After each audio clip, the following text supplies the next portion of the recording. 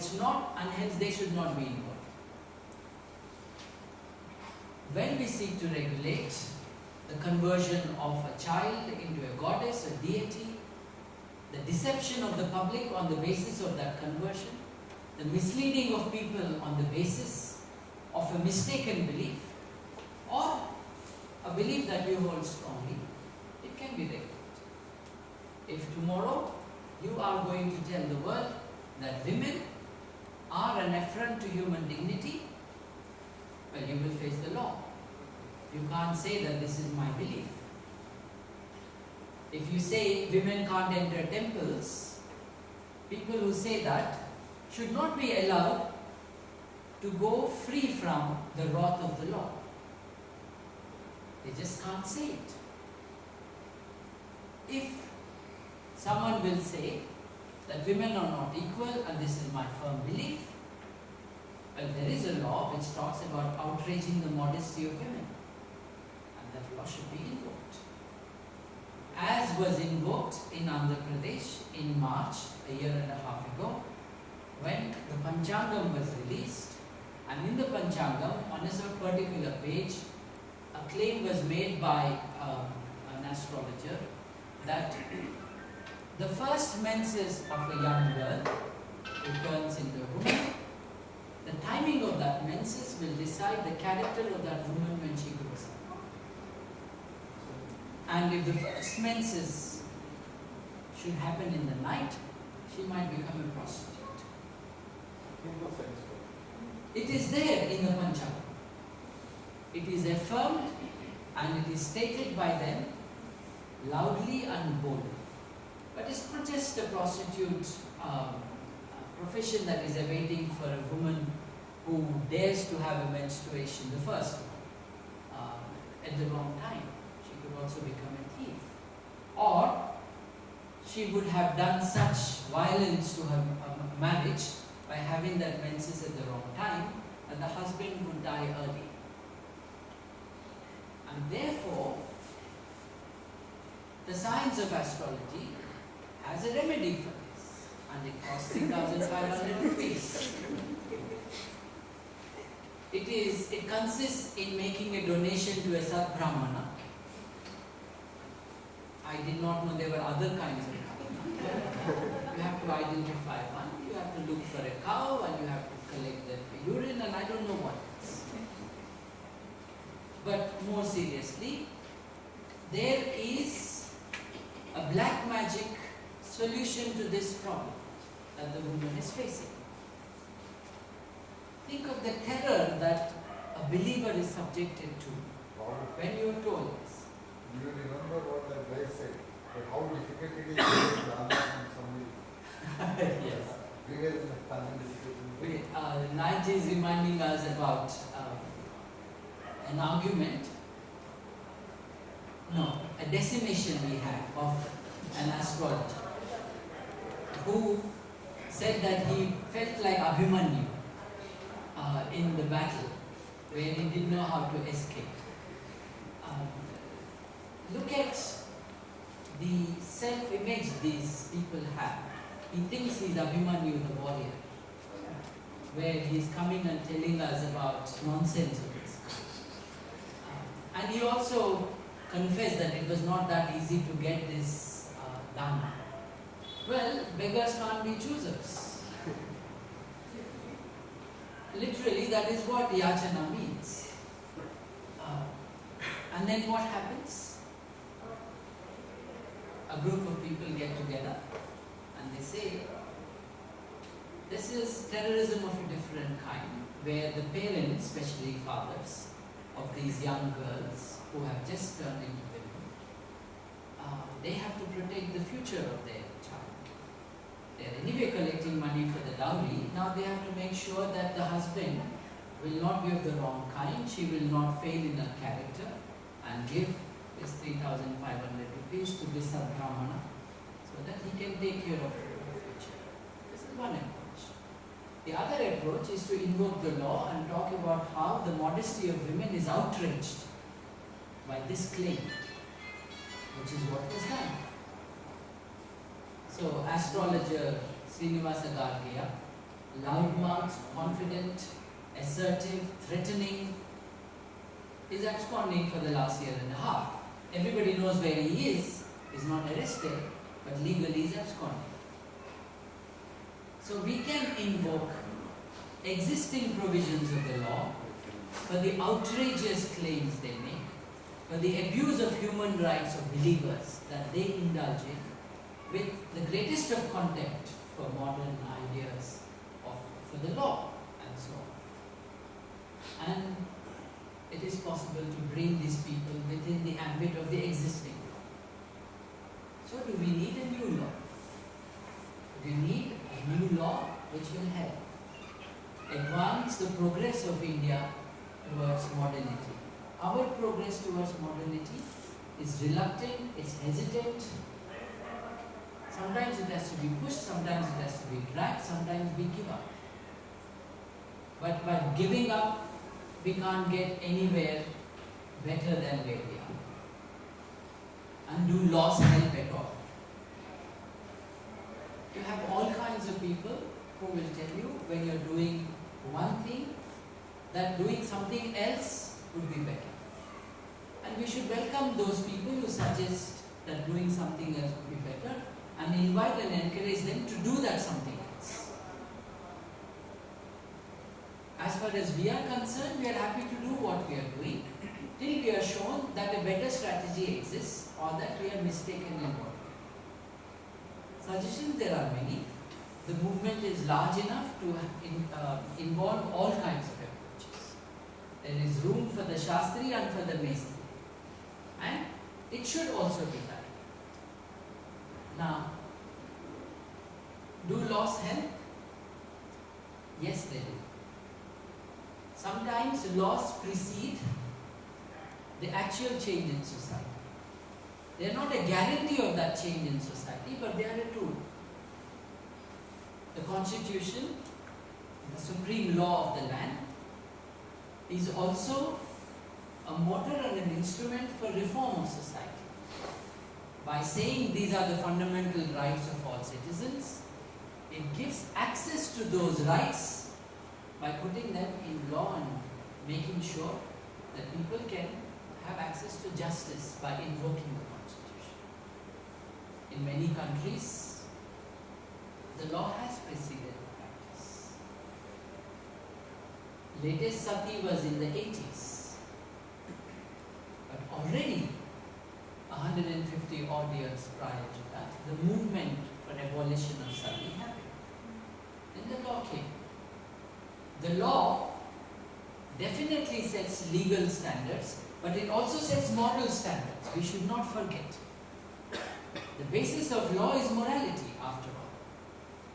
If it is not founded in morals, it will not sustain itself in law. At some point it will disappear, or there will be rebellion against it, or it will be voted out. So this is probably not well examined when people say, do laws change? Well, look back in history and they have changed. The Sarada Act which came, and the ones before that, which prevented the marriage of children and babies. Do child marriages still not happen in Rajasthan? Yes, they do. But at least the outrage we can express is founded in law, in morality, and there is a tool with the hands of the policy makers and the policemen and women to implement it.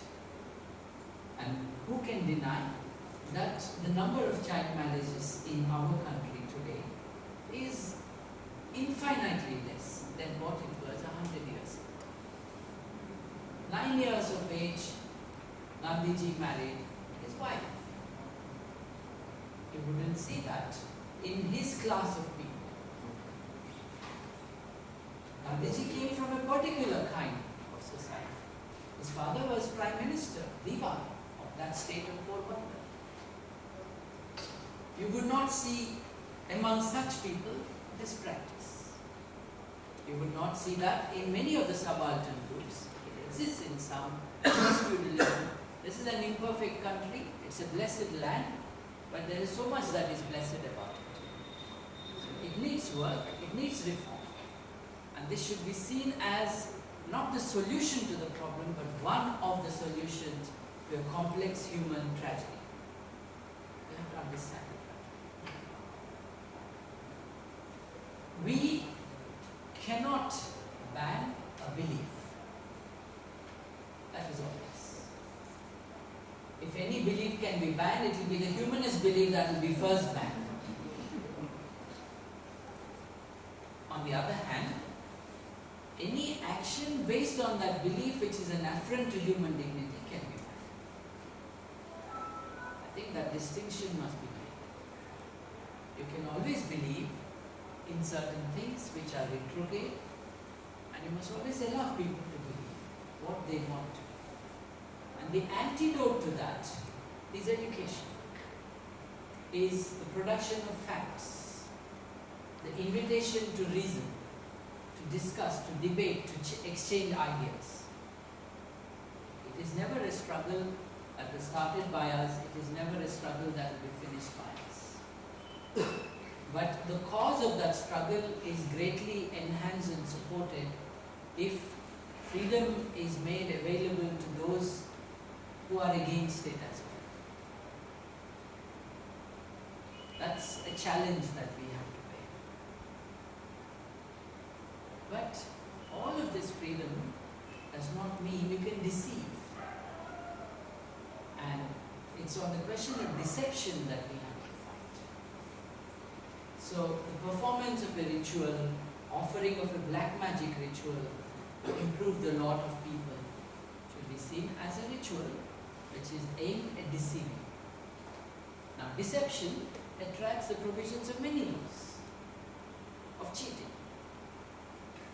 All those provisions need to be put together in one special law, because then it becomes easy to implement in practice.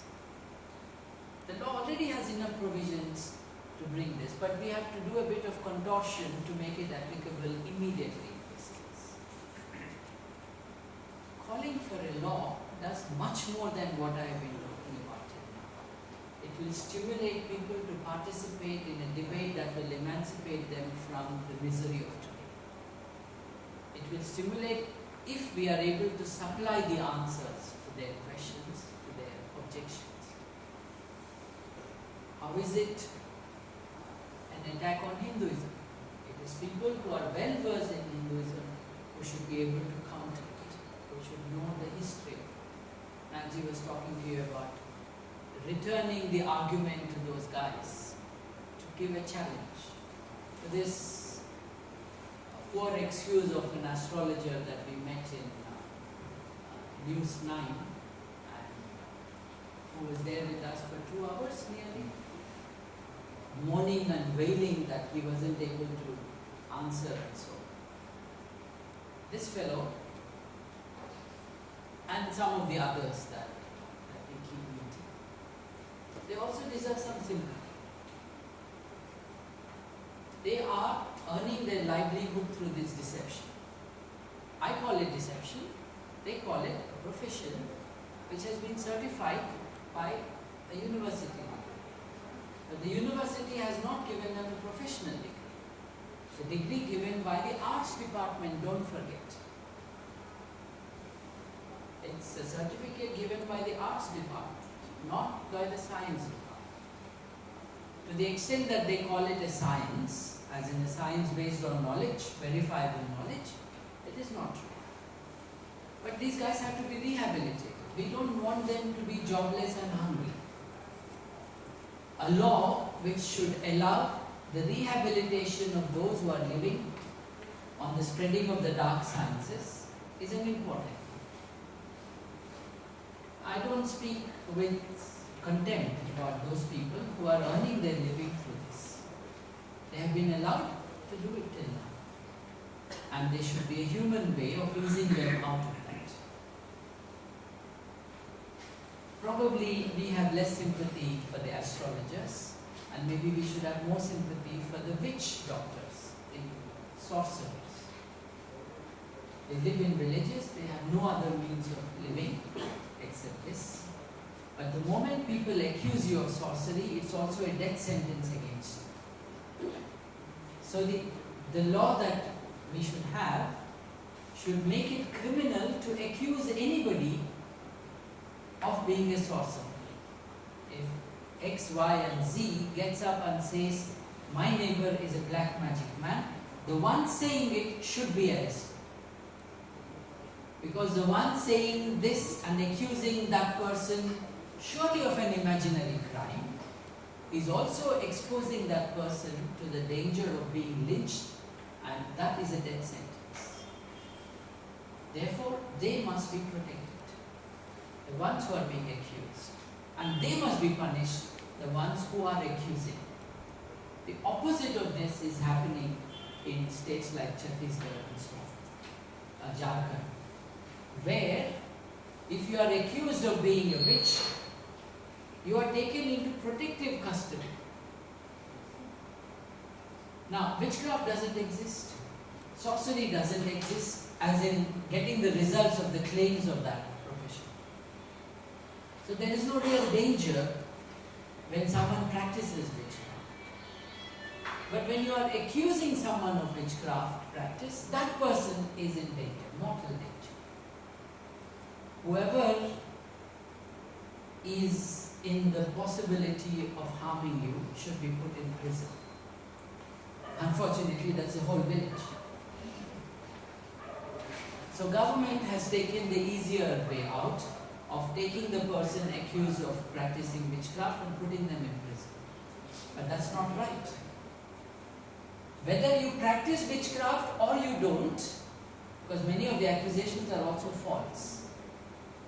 Even if you don't practice witchcraft, you are accused as one to settle scores. You have a duty to protect the vulnerable, and here the vulnerable is the person who is accused. Education, social welfare department, superintendent, police, and the district magistrates must be involved in this process. In the heartrending story that Arun told me about, when we went to that village, everybody was in tears, including us.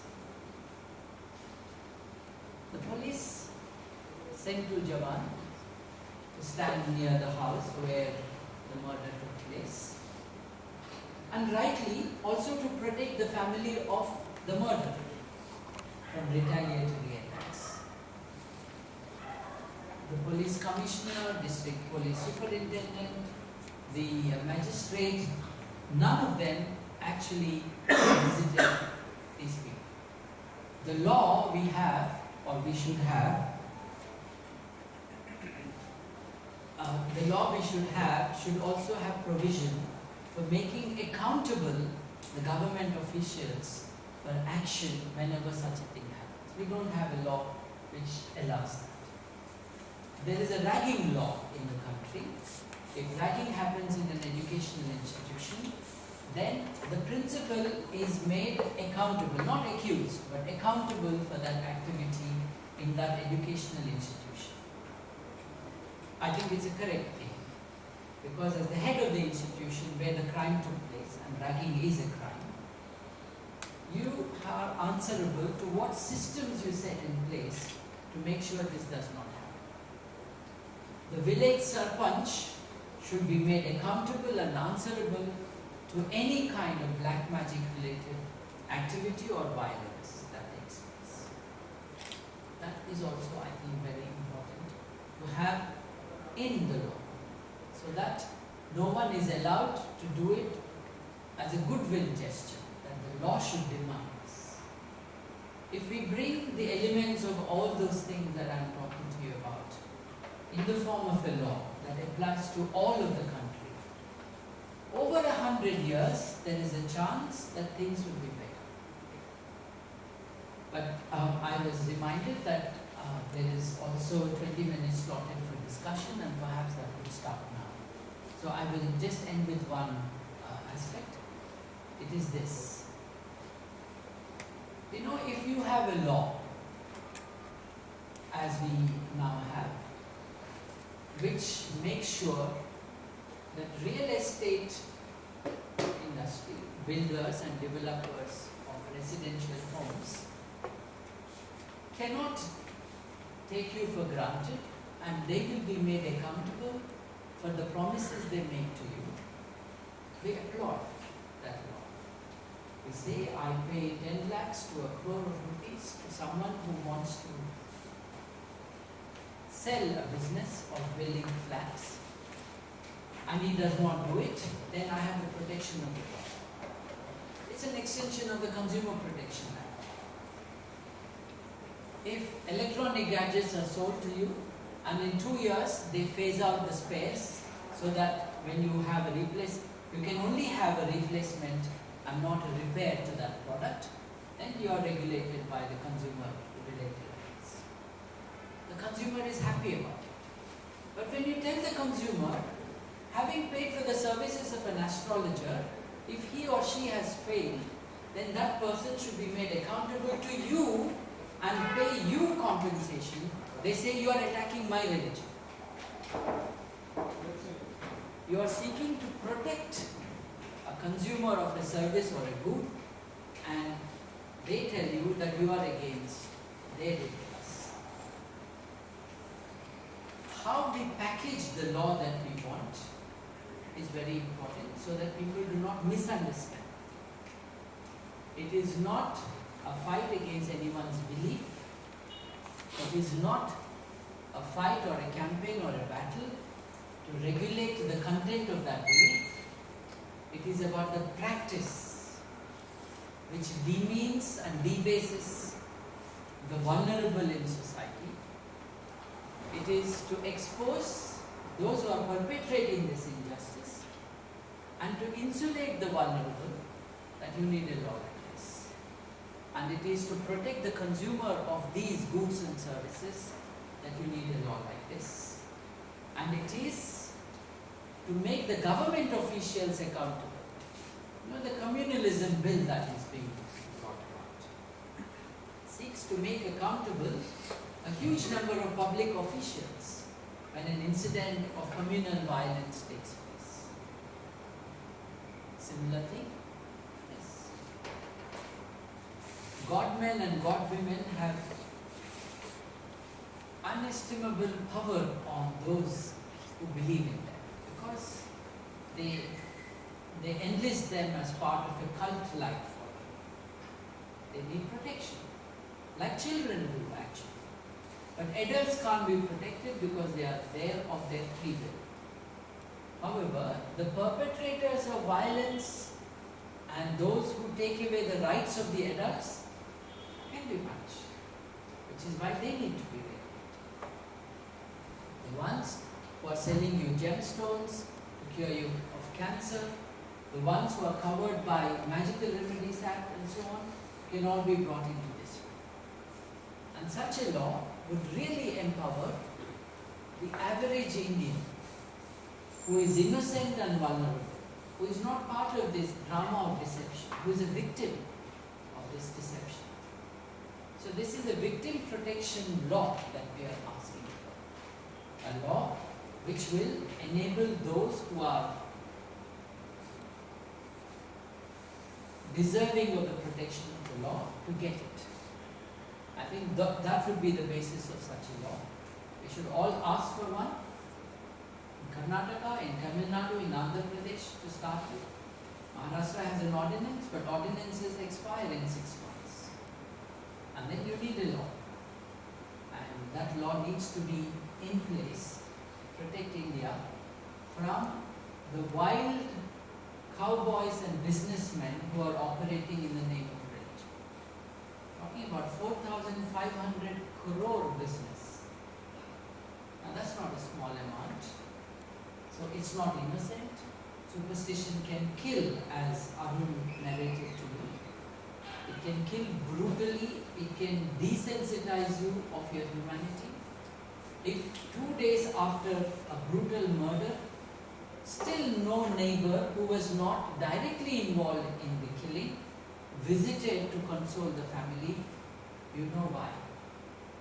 If they didn't come out into the streets to prevent that public axing and butchering of a person, you could perhaps understand that that is because this person had a rod in hand, a metal rod, and was hysterically mad and attacking, so in self-protection you did not come out.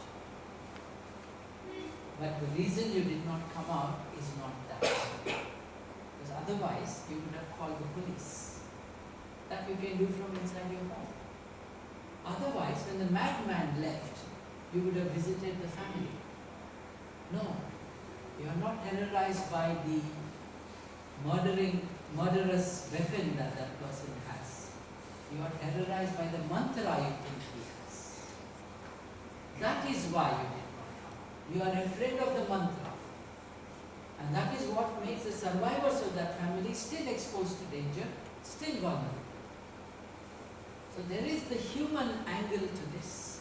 There is a compelling urgency, human rights angle, which requires a law which will take care of this. All the errant officials who are not acting, we pay them a salary to do a job. They are not acting on this. We need to make them accountable as well. So a law that we are calling for, not just in India but everywhere in the world where superstition is creating this problem, needs to be addressed.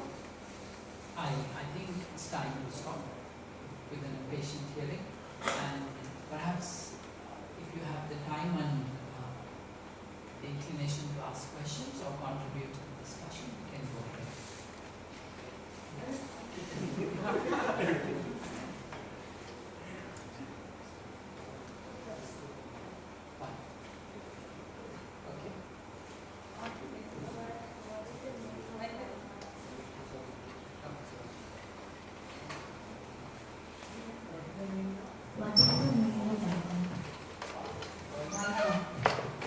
Boycott.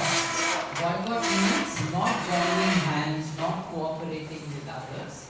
It's the name of a person who suggested it. It's not your favorite cricketer. It's a word in English. Second question you can ask later.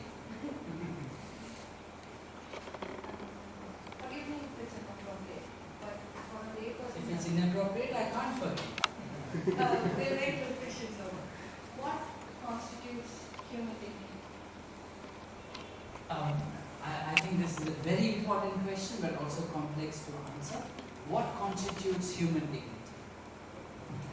It is both the basis and the definition of human rights. Human dignity is the recognition of you as an equal member of society. By equal to everyone else, in terms of the esteem in which you are held and in terms of the access to society that you have. That would be one definition. Second, that no one considers that you, being born human, are a sinner. That you should be guilty of being human.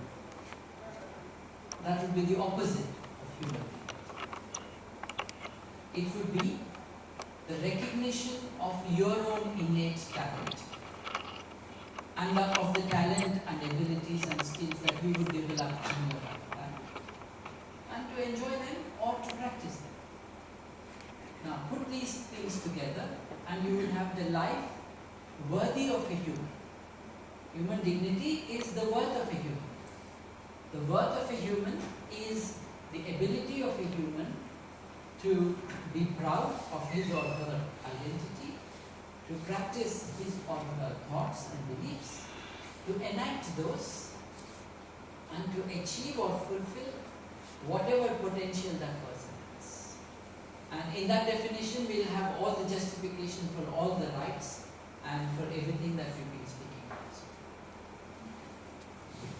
As a follow-up to that, we talked about accountability, and we also talked about means of redressal. Not entirely, but my question would be regarding your redressal perspective. Where do we draw the line between these sadbrahmanas who offer solution 50,500 for a woman who go up and undergone prostitute because she has hands to the neck, and the government political parties that offers threat or an apparent threat, and